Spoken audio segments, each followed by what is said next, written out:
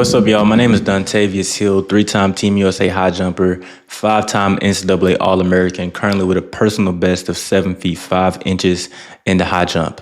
And where I started in the high jump is pretty different than most people usually start out. So as a freshman in high school, my personal best was 4 feet 8 inches, went 5'10" as a sophomore, 6'3" as a junior. Then I went 7 feet as a senior in high school, after opening my senior season with a 6'6" jump, right? So I opened at 6'6", and by the end of my senior season, I had improved 6 inches, right?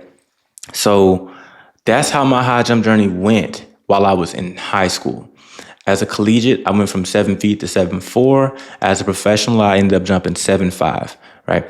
And I suppose you're wondering, like, oh, well, how was he able to do this? Like, what was he able to do? Well, over my 10 plus 11 years experience in the sport, I've learned how to actually improve your technique and actually get inches in the high jump. And I was able to apply this even as a high schooler, right? And I was able to use what I learned in high school and combine that with my coaching in college to take me from 7 feet to 7'4", and now being one of the top 30 high jumpers on the planet, right? So today, what we're talking about is your running form.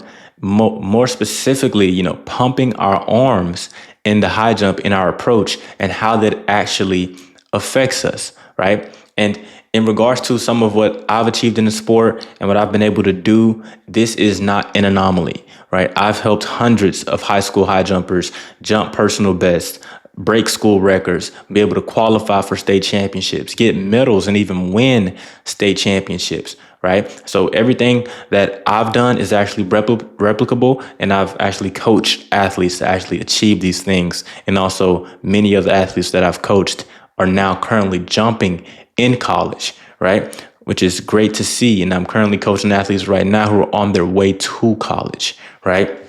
So to kind of really give us a brief of what we're going to be talking about today, pumping our arms in the high jump, actually running form and why it matters. So one of the biggest problems that we have in the high jump, our young athletes usually feel as though the actual jump is what matters most. Just taking off is what matters most. And as long as they're going toward the bar, they're perfectly fine. And what we get when we think about it like that, we kind of neglect the little things, right? We want to do the little things. And one of those little things that we do is actually pump our arms when we're running our approach, right? And this usually happens because a high jumper will think, oh, well, I'm just running. I'm getting ready to jump. I don't have to do that. So if you just put someone out and just told them to just run down the street or just race, just run down this track, they're naturally going to start pumping their arms and running. So why is it that when we get to the high jump, you see so many young athletes, their arm pump just gets like this, just a little bit, or they just kind of just bounce them in place while they're running? Why does that happen? Mindset. They're allowing the height of the bar, or the fact that they know they're about to jump, they're allowing that to take them away from doing what they naturally do, right? High jump needs to almost be, a mindless event when you're actually out there competing. All the technical things, all the things that we work on are for practice, and warm-ups to actually lock it in. So when you have an athlete who is not pumping their arms and they're just thinking they haven't practiced it. If you want to be a great high jumper, you have to be able to even do the little things, and they should come natural to you. But they will never come natural to you if you have not practiced them. So what should we be doing? We should have running form, right? So pump our arms.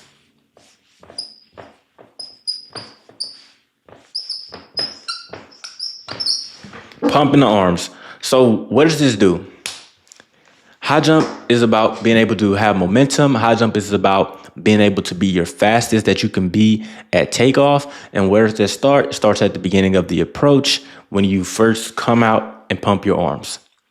If you guys have ever watched the 40-yard dash in the NFL, they have to start in this position with one hand down, one hand up, right? And what launches them out of that position, the reason why they utilize this backhand and they don't just start two hands down like a actual sprinter would, is because when you have a hand back and you bring that hand through, that shoots you forward, right?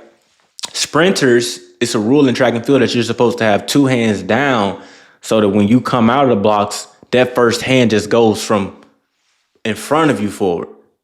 But if you were able to have that hand back and shoot it forward, I guarantee the world record would be faster in the 100, in the 200, everything else, because you have an extra opportunity to throw momentum that way coming out of the blocks. That same thing is true in the high jump. In the high jump, when you're sprinting and you're not sprinting, but when you're approaching the bar and you're pumping your arms, this is us running and getting our momentum. You don't see a sprinter run and just let their arms hang down. That doesn't happen.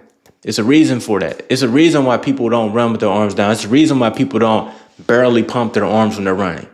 Because you're going to get your fastest and get your most speed when you're actually pumping those arms and actually trying to run at the bar, right? So as a high jumper, let's make sure that we're pumping our arms, right? And you can practice this at home, like you can practice this at practice when you're actually doing specific drills. You can practice pumping your arms pretty much anywhere, because the concept of pumping your arms, although it is a running technique thing and a form thing, it's a mental thing as well. Because like I said, when we have our high jumpers who are not pumping their arms, that is usually because they're thinking about jumping the bar, right? So think about this, like we're thinking about what's going to happen 10 steps away. So we let what's going to happen 10 steps away from where we start affect the whole 10 steps of the approach, which is going to affect the jump, right? So if you guys are interested in learning how to actually improve your technique, not just your running form, but also being able to push out the back better in the approach, being able to attack the curve, being able to lean in the high jump, all things technical, I have a system that I designed over my 10 plus years in the sport that has allowed me to craft a way to help our athletes actually achieve consistent results, right?